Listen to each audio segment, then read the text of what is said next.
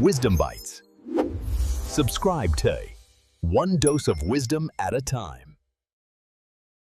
Is it possible to literally think your way into wealth? And I don't just mean, being smart or getting a degree. I mean, can the actual act of thinking, if you do it a certain way, actually manifest physical money? It sounds like alchemy, doesn't it? Turning your thoughts into gold. But, well, that is the central premise we are tackling today. We're looking at what is, I think, arguably the grandfather of all self-help books. Yep. The one that launched 1,000 careers and probably, 1 million Instagram quotes? We are talking about Napoleon Hill's Think and Grow Rich. Or, in the version we're looking at, Quem Pensa Enriquet. Yeah, and this book has sold over 30 million copies. But for me, it's not the sales figures.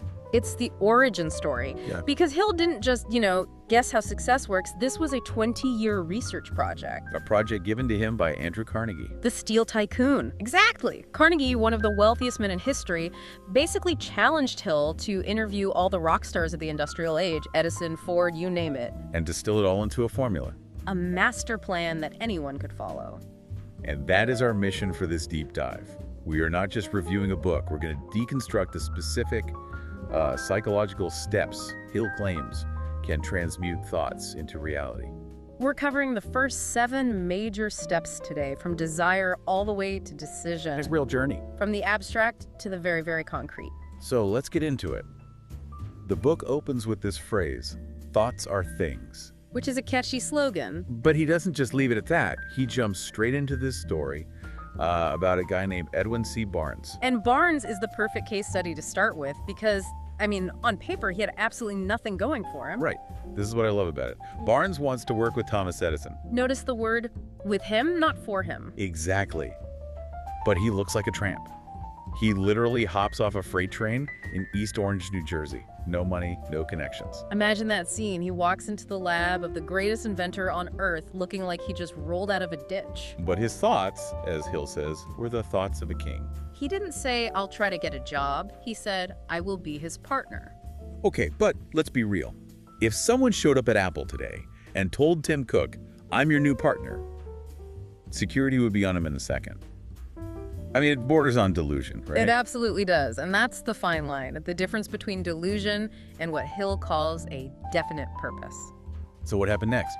Edison actually hired him. As a partner. No, to sweep the floors. Because he saw the determination in his eyes. That's what Edison said. He saw a look on Barnes's face that said he just would not stop. But here's the twist. He got the job, but it was a low-wage, menial job. And he did that for months. And that's where I think most of us would quit. You show up with these huge dreams and you end up pushing a broom. Reality bites. That is the crucial pivot. Barnes spent months pushing that broom, but in his mind, he wasn't a janitor. He was a partner in waiting. Exactly. He kept that burning desire alive. He didn't let the reality of the broom override the reality of his thought. And then opportunity knocks. But it's disguised as a failure. Right. Edison invents this thing, the Edison dictating machine. His sales team, they hate it. They say, "We can't sell this thing." And Barnes sees his chance. He steps up and says, "I can sell it." And he does. He sells it so well that Edison gives him a contract. Made by Edison and installed by Barnes. He literally thought his way into a partnership. But the how is so important here. Hill talks about burning the boats. Yeah, this references an old warrior, probably Cortez, who landed his army on enemy shores. And then burn the ships. A terrifying move. He told his soldiers, "We win or we perish." And that's what Barnes did, psychologically. He left himself no retreat, no plan B. Which is the opposite of all modern career advice, isn't it? We're told to have a safety net. Always. Hill argues the safety net is actually a barrier. If you have it, you're mentally prepared to fall into it. Wow. Okay, speaking of quitting, though, there's the other story in this section. Are You Darby? The 3 feet from gold story. It's the inverse of Barnes. It really is. Darby's uncle gets gold fever, digs, and actually finds a vein of gold. So they're in. They think so. They buy all this machinery, start mining, and then the vein just disappears. Gone. Vanished. They get desperate, they drill, and finally they just quit. So they sell all the machinery to a junk man for a few $100. And go home completely defeated. And the junk man, Yeah. he's a little smarter. Well, he's more thorough. He calls a mining engineer. Ah. And the engineer figures out the vein didn't disappear, it just shifted. a fault line. The gold was found exactly 3 feet from where Darby stopped digging. 3 feet. That has to haunt you. It does. But look what he did with it. Darby later becomes this huge success in insurance. Why?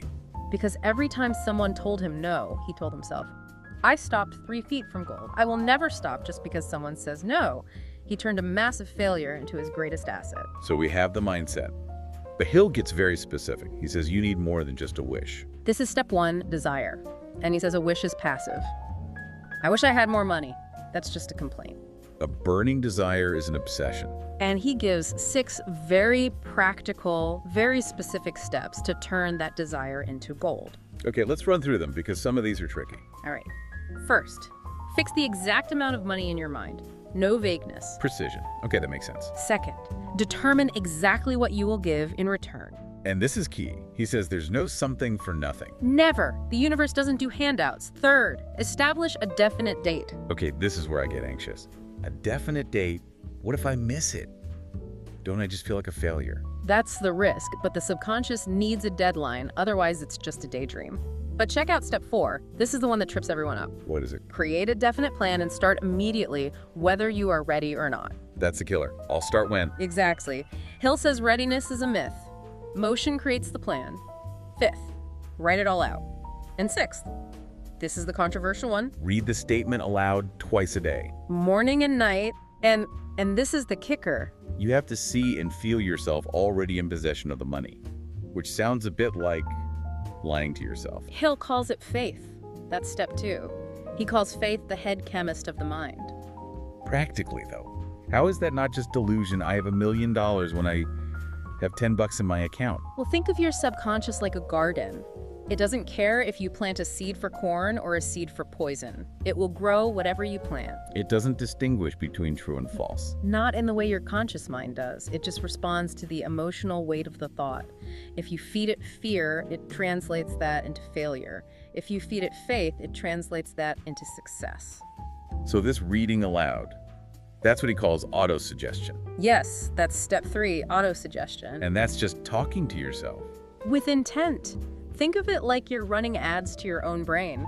And we're doing it all the time anyway, right? I'm tired, I'm not good at this. So you're just seizing control of the broadcast. You're changing the ad copy. And he has a deeply personal story to prove this works physically, not just financially. His son. This is the emotional core of the book for me. His son was born without ears. Literally no physical ears. Correct. The doctor said he'd be deaf and mute for life, and Hill just refused to accept that. So what did he do? He decided to plant the desire to hear in his son's mind. He used autosuggestion. He'd shout bedtime stories near the bone behind where the ear should be. He told him his condition was an asset. And the boy eventually heard. He did. He had a tiny bit of hearing ability, and Hill strengthened it with confidence. Through bone conduction and a phonograph, the boy learned to hear. And he ended up working with hearing aid manufacturers. He turned his so-called handicap into his career. It's an incredible story. It really is. Okay, let's shift gears. Step 4, specialized knowledge. I think this is so important because people think you need to be a genius to be rich. But the Henry Ford story proves that wrong.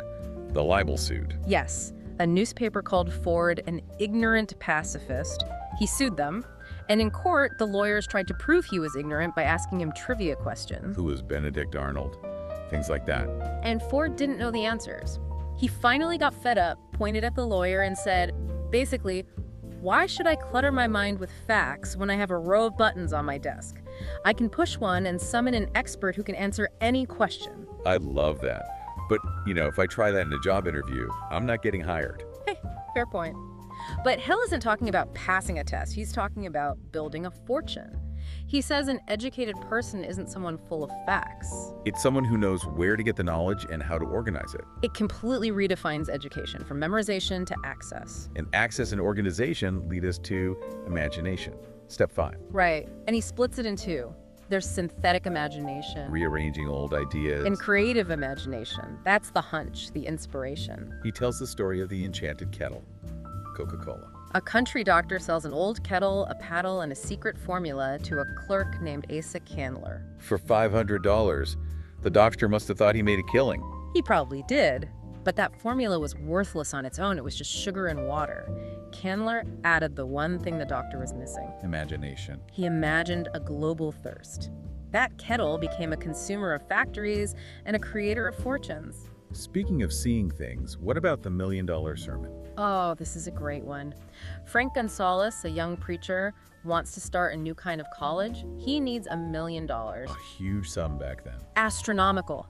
And for 2 years, he just thinks about it and gets nowhere. Then, one Saturday, he makes a decision. He says, I will get this money within 1 week. He sets a deadline. Then he calls the newspapers and announces his sermon for the next day. What was the title? What I would do if I had $1 million. Talk about putting yourself on the spot. Absolutely. He preaches his heart out. And after the service, a man walks up, shakes his hand, and says, I liked your sermon. Come to my office tomorrow. I'll give you the $1 million. Who was it? Philip D. Armour, the industrialist. So 2 years of thinking did nothing. One decision got him the money in 36 hours. The decision is what unlocks it. Which brings us to step 6, organized planning. Because you need a plan. And this is where he introduces the mastermind. The mastermind is crucial. Hill is very clear. You cannot achieve a great fortune alone. You have to ally with others. It sounds a bit mystical though, doesn't it? The mastermind. It does, but think about it practically. You've been in a brainstorming session where the energy just clicks, right? Sure, the hive mind. That's it. Hill is just putting a name to that energy. He says when minds come together in harmony, 1 + 1 = 11, they create a third, invisible, more powerful mind. But the key word there is harmony. Yes. If there's jealousy or cynicism, it kills the mastermind instantly. He also talks about leadership in this section. The 11 secrets of leadership versus the 31 causes of failure. What's the biggest trap for leaders?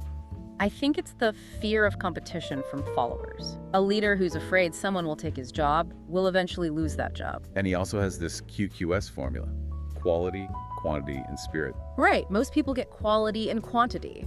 Do good work and do a lot of it. Yeah. But they forget spirit. Your personality. Exactly. Hill says a negative personality can completely negate your skill. You can be the best in the world, but if nobody wants to work with you, the mastermind rejects you. Okay, let's move to the last step for today. Step 7, decision. He identifies procrastination as the #1 enemy. He analyzed thousands of people and found a clear pattern. Successful people decide quickly. And change their minds slowly, if at all. Unsuccessful people decide very slowly. They can change their minds constantly. They're swayed by opinions, and Hill has that great line, opinions are the cheapest commodity on earth. Don't let your neighbors or the newspapers think for you. You have to keep your own counsel. And for his ultimate case study on decision, he uses the Declaration of Independence. It's a dramatic retelling. We think of it as a historical document, but Hill reminds us it was a death warrant. Literally, if they failed, all 56 signers would be hanged. And it started with a small mastermind group, Samuel Adams, John Hancock. When they signed that paper, they were burning their boats. There was no going back. The United States wasn't born from a war. It was born from a decision made by that mastermind group. The war was just the follow-through. That gives me chills. They didn't know they were going to win. And that's the point. The principles that build a nation are the same ones that build a fortune. So let's recap the flow.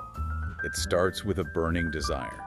Not a wish, a fire. Then you fuel it with faith and autosuggestion. Programming your subconscious. You gather specialized knowledge from others. You use imagination to create a plan. Then you use organized planning and a mastermind group to execute it. And finally, you lock it all in with an unwavering decision. It sounds simple when you list it out like that. But living it requires a total shift, from reaction mode to creation mode. So, to you, listening right now, do you have a wish or a burning desire? Have you burned the boats? And are you stopping 3 feet from gold? Ah! That's the question that haunts me from this book. Here's a final thought for you, something from the source material. Hill has this formula for your value. He says your annual income should be roughly 6% of your capital value. This blew my mind. Think about it. Money in a bank earns interest.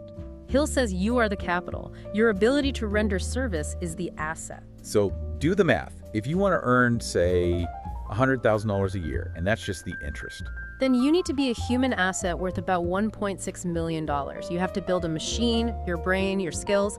That's worth that much. So if you aren't making the income you want, it's not just about asking for a raise.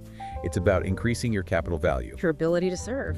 Are you capitalizing on your mental assets, or are you letting them sit idle? That is the ultimate question. Money is just the result of service rendered. If you want more money, render better service. Simple, brutal, and effective. Go make your decision. We'll see you in the next deep dive. Wisdom Bites. Subscribe to one dose of wisdom at a time.